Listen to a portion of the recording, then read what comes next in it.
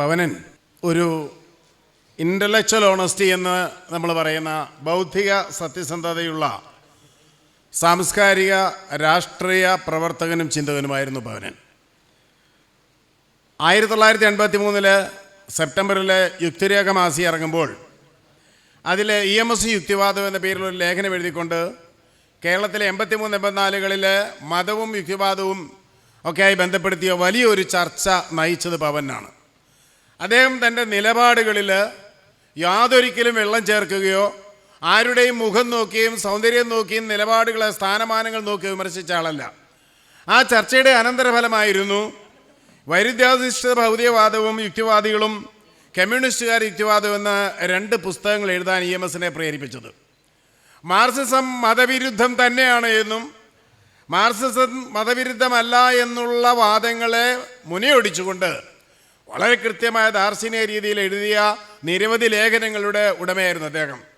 ഒരിക്കലും മതത്തിനെതിരായ സമരത്തിൽ, ജാതിക്കെതിരായ സമരത്തിൽ വെള്ളം ചേർക്കാൻ കഴിയില്ല എന്ന് പ്രഖ്യാപിക്കുകയും അദ്ദേഹം ദാർശനിക രംഗത്ത് മാത്രമല്ല പ്രായോഗിക രംഗത്ത് ഈ പറഞ്ഞ നിലപാടുകൾ ഉയർത്തിപ്പിടിക്കുകയും ചെയ്ത ആളാണ്.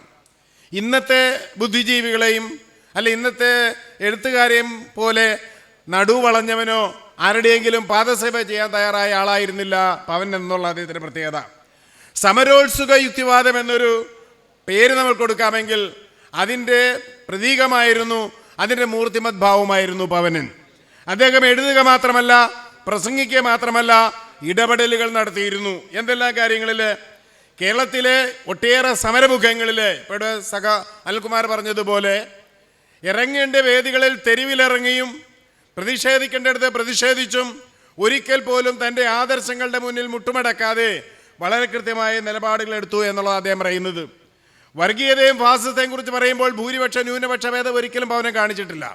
വളരെ കൃത്യമായി ഭൂരിപക്ഷ വർഗീയതയെ എതിർക്കുന്നത് പോലെ തന്നെ ന്യൂനപക്ഷ വർഗീയതയും അദ്ദേഹം എതിർത്തിരുന്ന നിരവധി തെളിവുകൾ എനിക്ക് സമയമില്ലാത്തതുകൊണ്ട് ഞാൻ ചുരുക്കുന്നു.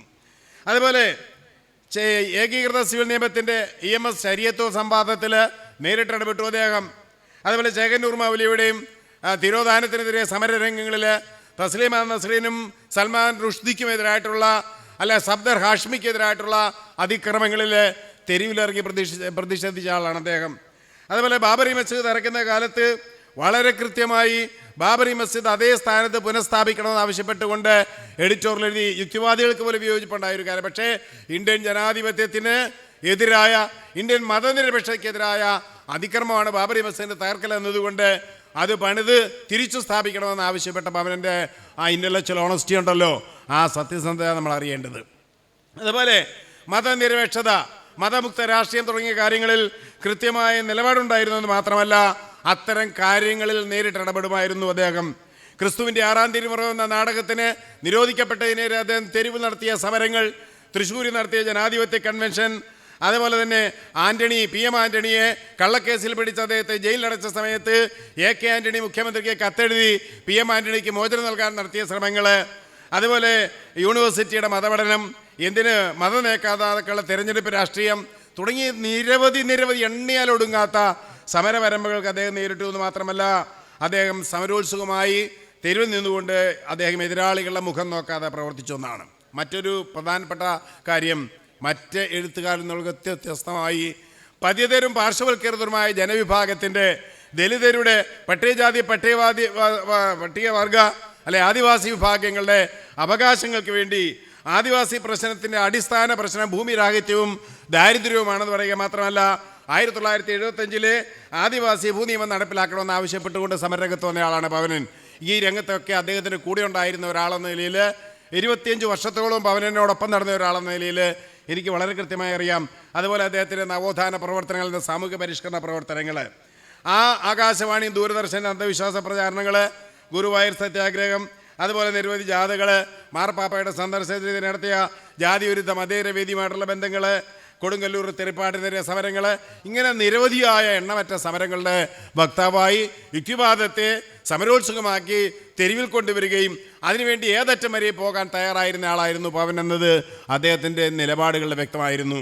അവസാനമായി പറയട്ടെ, അദ്ദേഹം യുക്തിവാദികളോട് പറഞ്ഞൊരു കാര്യം കൂടി പറഞ്ഞാൽ അവസാനം അദ്ദേഹം പറഞ്ഞത്, പകലിരവ് മതത്തെയും ദൈവത്തെയും മാത്രം വിമർശിച്ചാൽ പോരാ, സോഷ്യലിസ്റ്റ് ബോധം പ്രകടിപ്പിച്ചുകൊണ്ട് അത്തരം ഒരു സാമൂഹിക കർമ്മത്തിന് വേണ്ടിയുള്ള പ്രവർത്തനത്തിലേക്ക് പോകണമെന്ന് മാത്രമല്ല, ആശയരംഗത്ത് നിങ്ങൾ കടന്നാക്രമണം നടത്തണമെന്നും അതിലൊക്കെ പ്രധാനം യുക്തിവാദം പറഞ്ഞാൽ പോരാ, മാതൃകാപരമായി ജീവിക്കണമെന്ന് അദ്ദേഹം നമ്മളെ ബോധിപ്പിച്ചു. അദ്ദേഹത്തിൻ്റെ ജീവിതം അങ്ങനെയായിരുന്നു.